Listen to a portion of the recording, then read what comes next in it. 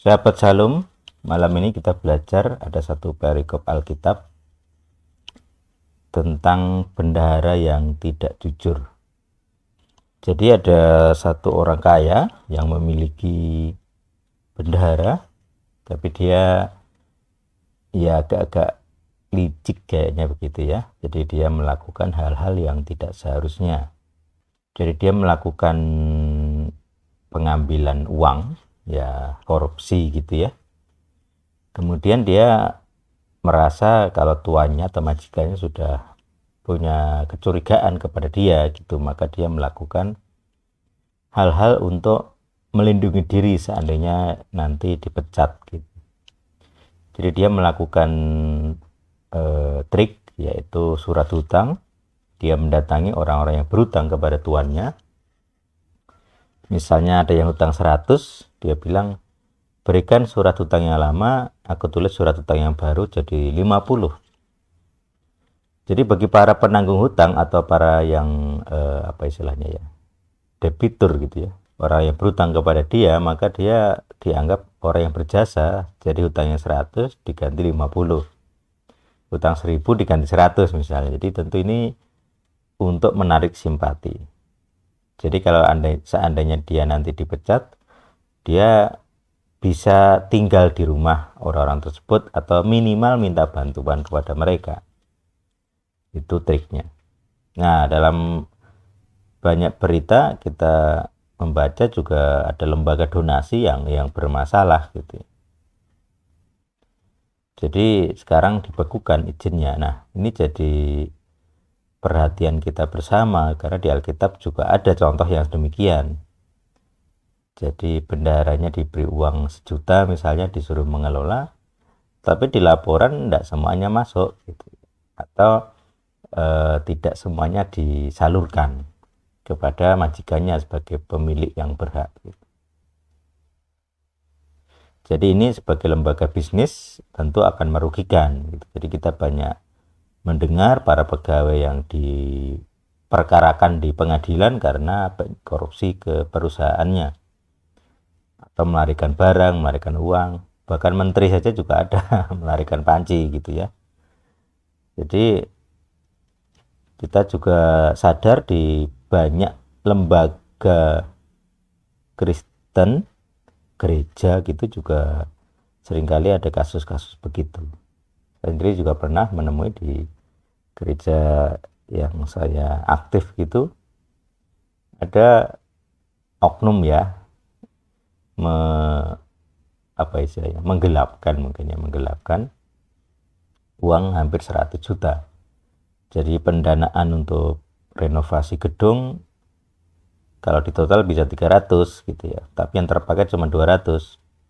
Kemudian 100-nya kemana gitu. Jadi oknum ini kebetulan ya orang senior lah gitu ya, tentunya punya ada rasa sungkan gitu. Tapi ya itu, jadi dia sering menerima uang dari jemaat, mendapat titipan persembahan, tapi tidak pernah sampai ke bendahara. Jadi di sini kasusnya memang bukan bendahara, tapi jadi bendahara bayangan gitu. Nah akhirnya bendahara yang asli kan bingung, loh ini saya kok ditanya jemaat uangnya kemana, saya nggak pernah nerima gitu. Itu jadi kasus, dan itu nggak hanya di satu tempat, di banyak tempat gereja itu yang gede itu begitu. Jadi begitu banyak uang, jadi orang-orang rakus mulai muncul ya, pengen uang tersebut. Nah, mari kita membahas kasus bendahara yang tidak jujur, dan jangan sampai gereja, lembaga Kristen, yayasan-yayasan, atau bahkan lembaga-lembaga pemuritan bahkan bisa punya kasus yang sama. Kita lihat ya, Yehuda Iskariot dikatakan pencuri uang persembahan. Jadi sebenarnya kasus-kasus duit di gereja, kasus uang, kasus korupsi itu bukan hal baru. Bahkan murid Yesus pun juga demikian. Jadi mari kita mempelajari bagaimana cara kita bisa bebas, setidaknya kita menjaga diri dari kesalahan-kesalahan mamon. Jangan lupa jempolnya, jangan lupa di-share. Tuhan yang hidup bersama kita. Amin. Kita melihat dari ini ya, dari Lukas 16, dia ada kisah yang sudah saya ceritakan. Jadi orang yang berhutang ini 100 bat itu kayak tempayan ya di wadah. 1 tong misalnya, 100 tong minyak zaitun. Dia berkata, ambil surat hutangmu diganti gitu ya, tulislah cepat-cepat 50. Jadi yang pertama berhutang 100 disuruh ganti jadi 50. Nah, terusnya 100 takar gandum ditulis 80. Jadi yang 100 jadi 80. Nah, ini cerdik sekali gitu. Ini dikatakan cerdik dia. Dia ini orang cerdik ya. Anak-anak dunia ini cerdik, lebih cerdik daripada anak terang. Buatlah persahabatan berdasar mamon. Jadi ini ilustrasi untuk menggambarkan keuangan gitu ya. Orang yang setia dalam hal kecil, ia pun setia dalam hal besar. Jadi kalau urusan 10 juta saja dia korupsi, urusan 100 juta dia akan korupsi. Jadi seringkali orang berkata, dia sudah kaya, nggak mungkin korupsi. Nah, itu salah. Bukan itu poinnya, bukan itu. Tetapi malahan kesetiaan. Apakah dia teruji setia dalam perkara kecil, dalam harta yang kecil, maka dia baru terbukti dalam perkara yang besar. Siapa yang tidak jujur dalam hal yang kecil, ia pun tidak jujur dalam hal yang besar. Ini acuan kita, atau ini pedoman kita. Jadi kalau urusan bendahara kampung misalnya dengan anggaran setahun mungkin 5 juta, 10 juta, dia sudah tidak setia. Nanti kalau dia jadi bendahara di perusahaan misalnya dengan aset atau omset sebulan 500 juta, 1 miliar misalnya, ya dia tidak akan setia. Itu contoh, itu suatu rumus ya, rumus dasar. Dan menarik di ayat 14, orang-orang Perusi atau Farisi disebut sebagai pencinta uang. Dan mereka mencemooh dia. Jadi ini sindiran kepada orang-orang Farisi, para rabi saat itu, yang punya tendensi cinta uang. Jadi dulu di kalangan Kristen juga ada, jadi dosa bisa dibeli dengan uang, karena gereja pengen ngumpulin uang untuk membantu rajanya. Jadi raja itu kan kepala gereja. Jadi ketika raja butuh duit, dia memakai institusi agama untuk mendapatkan pendanaan. Jadi kayak pajak gereja, pajak agama gitu kepada rakyat gitu. Itu akhirnya menimbulkan pemisahan agama. Mending agama lain gitu ya. Nah, itu. Nah, di Nehemia pernah ada kata-kata setia ini. Jadi ini imam ya, ini bahkan ini dari kalangan imam Lewi gitu ya.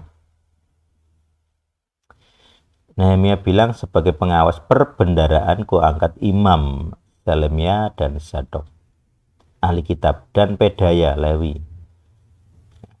Sedang Hanan bin Zakur bin Matanya diperbantukan karena orang-orang itu dianggap setia. Jadi ada 1, 2, 3, 4 ya. Ada 4 orang yang dianggap setia. Ini setia. Jadi seorang bendahara itu urusan duit harus setia.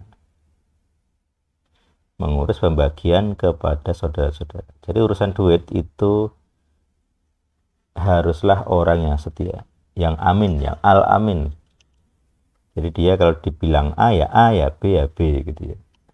Makanya kalau negaranya dipimpin seorang yang setia, menteri-menterinya setia, negaranya makmur. Kita punya negara yang kurang makmur, kenapa? Pernah ada sejarah presidennya korupsi, menterinya korupsi gitu ya. Bahkan terciduk ketika masih menjabat gitu. Ada yang terciduk sesudah turun jabatan gitu ya. Ada juga DPR yang korupsi gitu. Dan bahkan aturan-aturan negara digunakan untuk melindungi koruptor gitu. Jadi presiden misalnya 2 periode, DPR bebas, tidak ada batasan. Ini jadi perlu direvisi itu ya, supaya orang tidak bertendensi koruptor. Ini yang jadi sumber, karena banyak para pejabat negara tidak setia gitu. Nah, ini fakta ya. Berapa banyak orang rakyat yang mencibir para pejabat negara karena apa? Yang nggak setia dengan duit, dengan uang. Dan ternyata lembaga-lembaga sosial juga punya tendensi sama. Di yayasan-yayasan, lembaga-lembaga yang menerima dana seringkali tidak setia. Ini pernah terjadi bahkan di Nehemia ini. Tahun berapa Nehemia? Nehemia itu mungkin 1000-1500 sebelum Masehi. Itu ya, di rentang itu. Ketika ada kerajaan di kawasan Israel gitu kan. Ini sudah ada. Jadi kriteria bendahara itu harus setia. Jadi kalau kita hubungkan dengan hukum ke-8 yaitu jangan mencuri ya ini jadi problematika kita gitu, menjadi pergumulan kita. Kalau kita pengen hidup dalam garis lurus, apakah kita setia dengan uang yang dipercayakan kepada kita? Kalau hal kecil Anda setia, maka hal besar juga Anda sudah terlatih untuk setia. Jadi betapa pentingnya orang punya watak setia berkaitan dengan uang. Jadi dia akan berjuang untuk tidak melanggar batas-batas kewenangannya. Itu kesetiaan. Tidak mata duitan, tidak korupsi, tidak punya hasrat untuk mengambil apa yang bukan miliknya. Itu bagian dari hukum ke-8. Jadi hukum ke-8 ini negara pun akan mendukung. Negara akan senang kalau para pejabatnya, para rakyatnya tidak koruptor gitu, tidak mencuri gitu. Nah, yang lebih menyakitkan tuh mencuri dari lembaga-lembaga sosial, gereja misalnya. Kita lihat sebenarnya di Alkitab ada kasus Ananias Safira. Jadi sebenarnya kan dia kan hanya berbohong saja gitu. Tapi akhirnya dia kayak pencuri gitu ya. Dia bilang jadi sebenarnya kan namanya pemberian kan bebas gitu ya. Mau memberi berapa persen gitu. Tapi nampaknya waktu itu dia merasa sungkan atau malu gitu ya kalau dia tidak memberikan semuanya. Jadi dia bilang katakanlah penjualan harga tanahnya 100. Padahal lebih dari itu gitu, dan itu dianggap berbohong gitu ya, mendustai Tuhan, mendustai Roh Kudus, dan tidak ada pengampunan. Jadi dosa kepada Roh Kudus beda dengan dosa kepada anak manusia. Jadi ketika dihakimi, diuji atau dikonfrontasi dia masih berbohong, nah berarti kan dia tidak mengaku salah. Nah ini dosa kepada Roh Kudus. Beda dengan ketika dia dikonfrontasi dia bersedia mengaku salah. Nah kesanggupan untuk mengakui salah itu berarti masih bisa diampuni dengan kuasa darah salib. Nah, ini pergumulan jika lembaga-lembaga donasi, lembaga sosial terindikasi korupsi, gereja bagaimana? Anda bagaimana? Apa Anda sudah setia dengan penghasilan Anda, dengan pekerjaan Anda? Secara khusus orang-orang yang bekerja di lembaga-lembaga sosial gitu ya, lembaga-lembaga agama. Apa Anda setia? Atau Anda sebenarnya adalah kapitalis-kapitalis yang mencekik gitu ya. Ini pergumulan kita bersama, semoga kita tetap di jalan yang lurus, derek El Sadik, tidak menyimpang ke kanan dan ke kiri, tidak mencuri, dan berusahalah untuk hidup benar walau sekitarmu tidak benar. Tuhan yang hidup selalu bersama kita. Amin.